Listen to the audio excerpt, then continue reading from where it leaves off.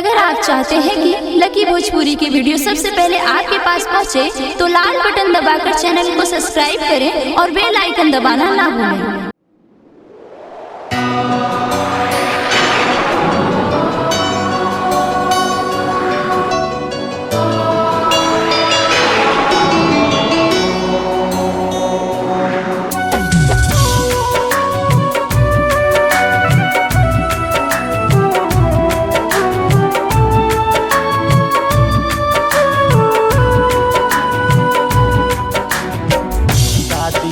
दुलरुआ रहली आँखी के पुतरिया, दादी के दुलरुआ रहली आँखी के पुतरिया।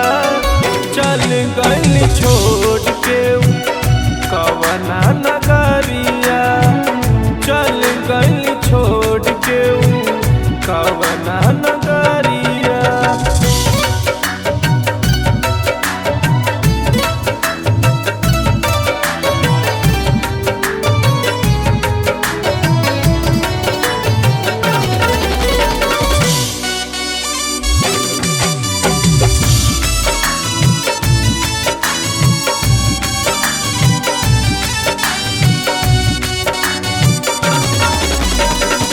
पल भर में रूठ गइल उठ के मुस्कान हो, कवना कसूर के सजा दिहले भगवान हो।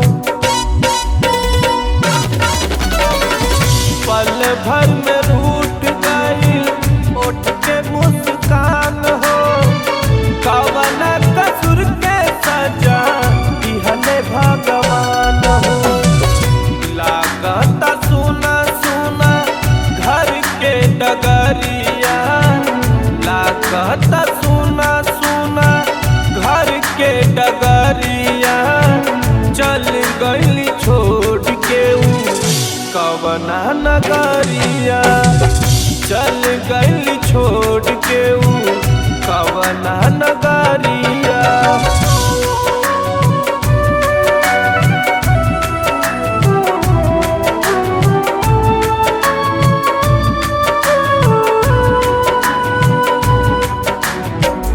बचपन में खेलनी कूदनी दादी माँ के गोद में, सारा गलती माफ कैली रहनी अबोध में। बचपन में खेलनी कूदनी दादी माँ के गोद में, सारा गलती माफ कैली रहनी अबोध में। तरुण बिक्की रोवे जैसे बरसे बदरिया, त्रिभुवन अरुण रोवे जैसे बदरिया। चल गइली छोड़ के कवना नगरिया, चल गइली छोड़ के कवना नगरिया। दादी के दुलरुआ रहली आँखी के पुतरिया,